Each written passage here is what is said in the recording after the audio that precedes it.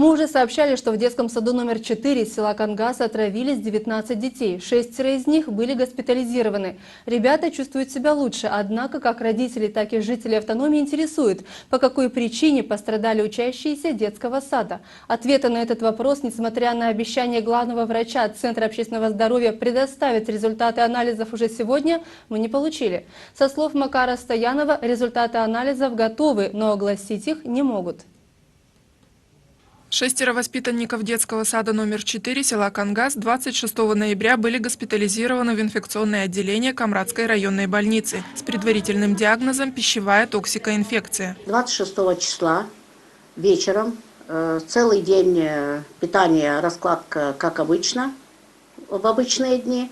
Вечером была запеканка, творожно-макаронная запеканка.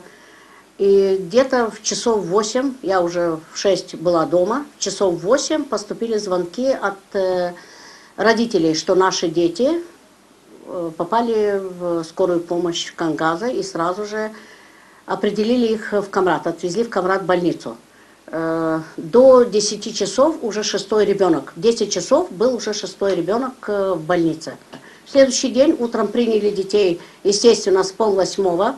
Принимали. Был Макар Макарыч ровно в 7 утра у нас в детском саду. Опечатали все склады, опечатали все холодильники, проверили все пробы, взяли анализы.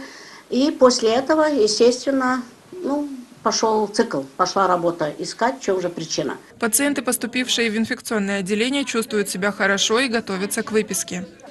Дети поступили с села Кангас со средней тяжестью, у всех была рвота.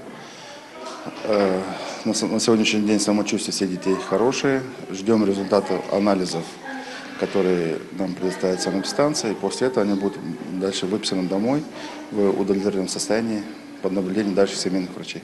Для установления причин Центром общественного здоровья проведены лабораторные исследования, результаты которых специалисты отказываются оглашать, ссылаясь на то, что намерены подробнее изучить данный факт.